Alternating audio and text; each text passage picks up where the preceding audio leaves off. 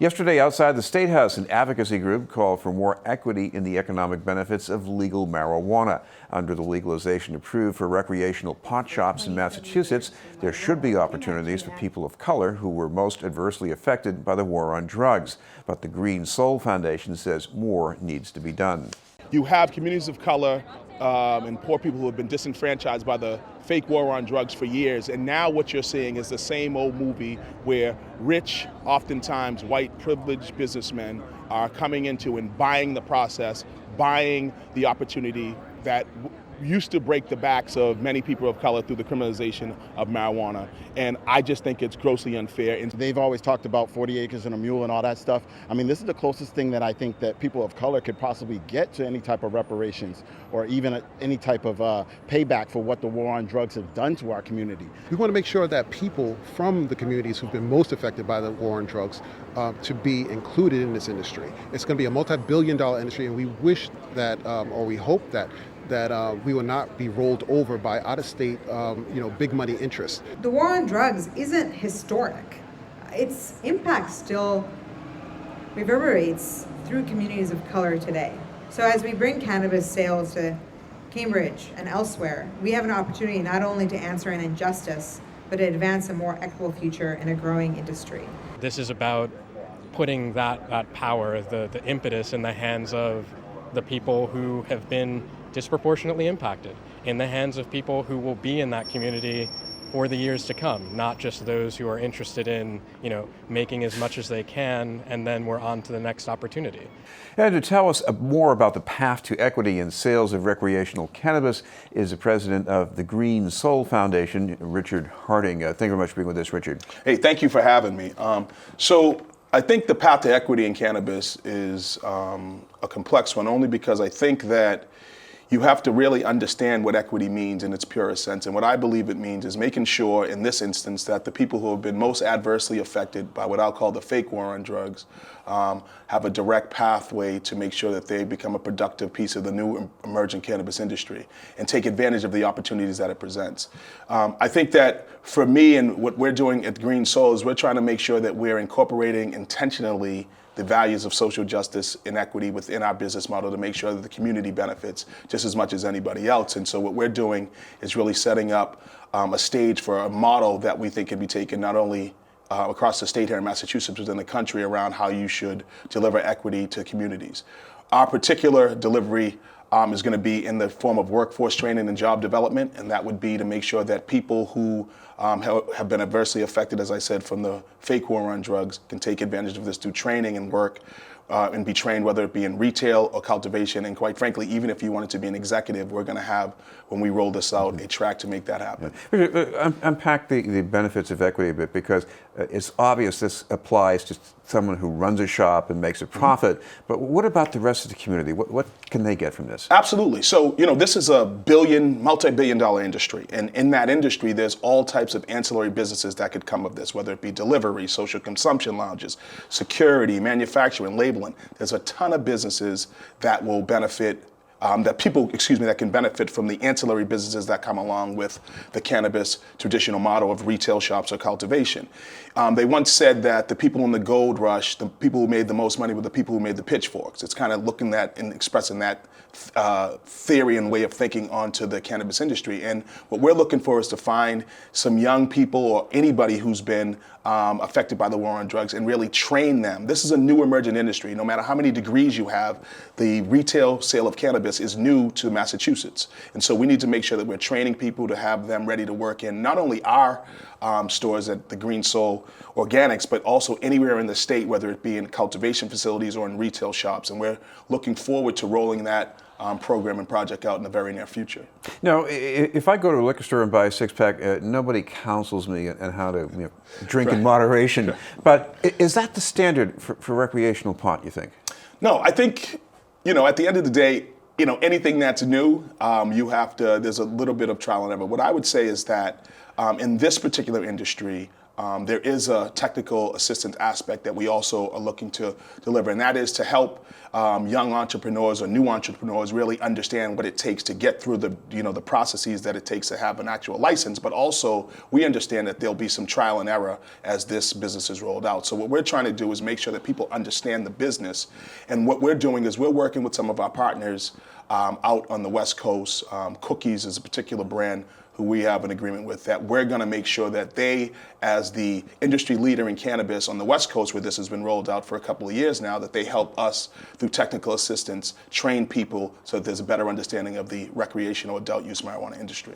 I want to ask you about one of the main hurdles here that skews things and that's access to capital. Absolutely. Because marijuana is still federally illegal. You can't Yep. go to a bank and get a loan. Yep. So how do you overcome that and give everybody an equal shot? You know, there's a particular issue going on now in Cambridge around two particular amendments sponsored by two city councils that are trying to address this exact problem, that you have young or new entrepreneurs who are economic empowerment applicants. And the question is, how do you even the playing field with the registered medical dispensaries that are already in the business? And part of that is access to capital, access to siting, access to the technical assistance necessary to build a business. What we're saying is that so long as you allow a streamlined process for the community host agreements and you're making sure that these new businesses understand the cannabis industry, that the value in the license will help them to be able to raise capital privately in the traditional model. We also think that there should be a revolving fund. We have, Green Soul has committed 1% of our income to a fund that will be a revolving fund for people who come behind us, quite frankly, who want to get into the business. And we're asking that all the businesses that open up, particularly in Cambridge and even in Boston, where we're trying to do business, that they give money back so that the next person, the next entrepreneur that wants to jump into the industry has a fund that's already set up so they can jump into the business. That may be the most the toughest hurdle, because access to capital in a risky business proposition isn't always easy. And then the last piece is to figure out how, when you do open your business, how do you manage the money? You know, there's a significant amount of cash in the banks. There's a few banks in the state, I believe, that are working with certain companies at very, very high fees. But I do think that that's a problem that's going to have to be handled at either the legislative level, at the state level, or the federal level. This is Beyond the News. We're talking with Richard Harding from the Green Soul Foundation. Richard, you've also been consulting on regulation with City Councilor Kim Janey. She's been trying to put some new features in here to advance the equity. Yeah. Anything particularly promising you see in that? Yeah, I think, first of all the credit should go to Councilor Janey for taking a courageous stand on this particular issue. I think that cannabis is the one place from a policy perspective that can actually change the game. You can create generational wealth from it, and I applaud her efforts. What I'd say is that I think that her thoughtful approach at taking a stand on making sure that the equitable rollout, meaning a 1-for-1, stays intact, which means, one economic empowerment license goes in tandem, the next step would be a regular license. I think that helps to even the playing field. One of the things you can't take away from the emerging cannabis business is that the first mover advantage that some of these RMDs have had already in the industry, that is a real advantage. If you can see from the Netta experience in Brookline, there's a lot of money to be made very early in this game. So I think that that's one of the things that she did, the 1-for-1 rollout. I think that she's also trying to create a similar fund where the companies send money back to have a revolving door fund for people in Boston. And then most importantly, I think looking at getting rid of the buffer zone. I think that if you're going to have 52 licenses in Boston, it's going to be almost impossible to fit all of them in on the map of Boston without some of them being within that 1,800 square feet. So I think she's allowing economic empowerment groups not to have to adhere to the buffer zone regulations that was first put in the law. So one thing a lot of us are still trying to catch up with here is how you have a retail face of the recreational marijuana business, but you also have a wholesale, sort of backroom face. Yeah. And sometimes you might have a few companies that control a lot of those little retail outlets. So, I mean, how do you keep that from getting out of hand?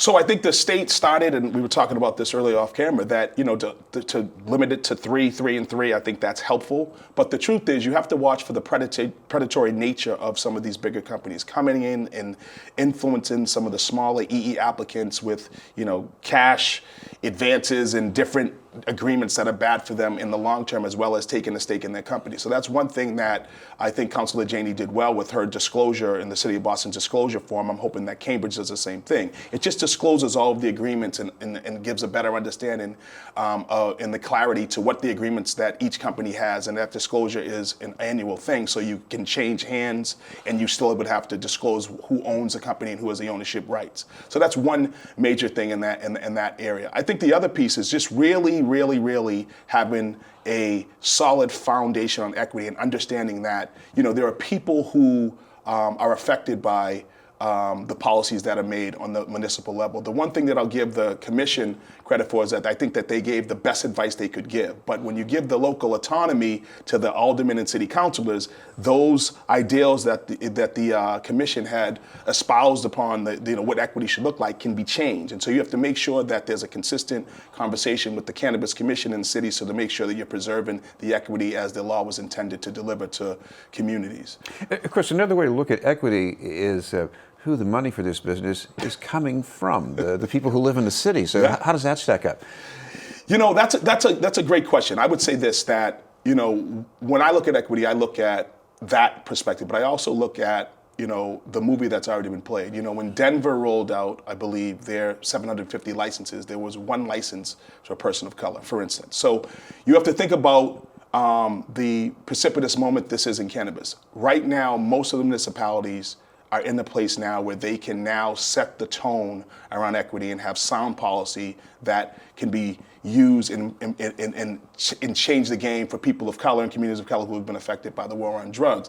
I think that when you look at equity, you also have to think about how do you spread the wealth, right? How do you make sure that there's not a few people who are going to have stores and cultivation facilities that they're going to sort of own the industry? What you want to do is make it possible for other people to jump in other places. And I think the state has done a good job with that by putting a moratorium on social consumption lounge only for EE applicants who are vetted by the state. As I said earlier, the ancillary businesses will generate a lot of revenue, whether it's, you know, labeling, transportation, security, delivery. These are all businesses that many of the people that have been affected by the war on drugs can take advantage of. And I think we should see to it that we support all of those efforts to make sure they have that access to this opportunity.